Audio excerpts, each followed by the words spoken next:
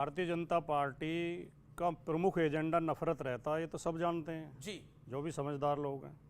अब ये 2024 के लोकसभा चुनाव में भारतीय जनता पार्टी की जो सीटें कम हुई हैं, इनका जनाधार कम हुआ है, इनकी 63 सीटें कम हो गई भारत में लोकसभा में।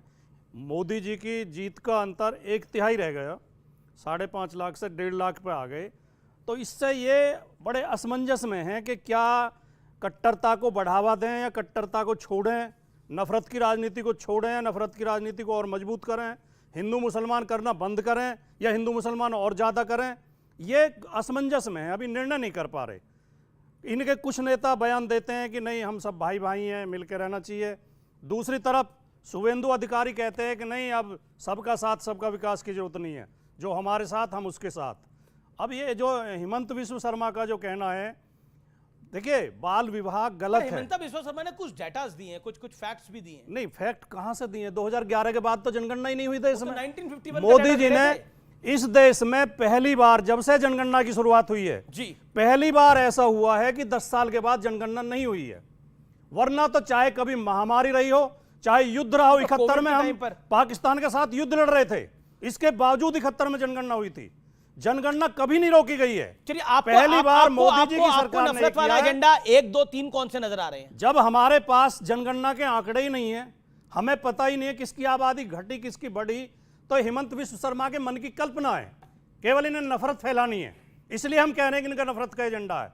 दूसरी बात, अगर 2011 तक के जनगणना के आंकड़ों का विश्लेषण किया जाए, आप वेबसाइट पर कोई भी ये बच्चे देख सकते हैं, कोई भी देख सकता है।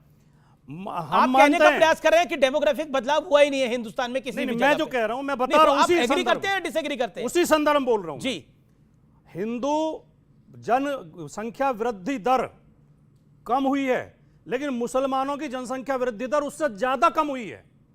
मुसलमानों की जनसंख्या वृद्धि दर तेजी से घटी है, तो ये केवल अफवाह उड़ाते हैं। तो फिर आसाम के कुछ बॉर्डर एरियाज में जनसंख्या कैसे बढ़ गई?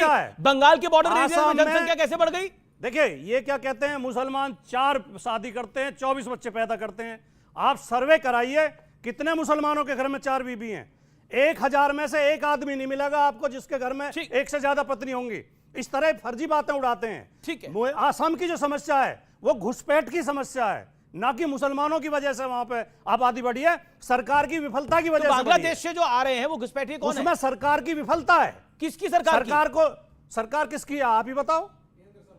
मतलब आप कह रहे हैं 10 साल में सारी, एक सेकंड, आप कह रहे हैं ये 10 साल के अंदर सारी घुसपैठ हुई है। एक सेकंड, अब आपने एक बात को रखा, अब आप सुन लीजिए। आपने बोला, आप कह रहे हैं कि ये 10 साल में सारी घुसपैठ हुई है। मैं जवाब दे रहा हूं। दिल्ली के पुष्टा पे घुसपैठ किस समय की है बताइए? जो आप पे बताऊंगा, मैं बताऊंगा, बता दे। जी जी, अब आपने 3 मिनट सीमाओं पर नहीं, आखिरी बात बोलना। जी जी जी। सीमाओं की रक्षा करने की जिम्मेदारी केंद्र सरकार की होती है। बिल्कुल, अगर सीमा पार से लोग आ रहे हैं, ठीक है, तो उसकी जिम्मेदारी सरकार की है। लेकिन अगर कोई 10 साल पहले से आ रहे हैं, ना तो मैं राइफल लेकर खड़ा हो सकता हूं, 1975-76 से आ रहे हैं, तो क्या करिएगा?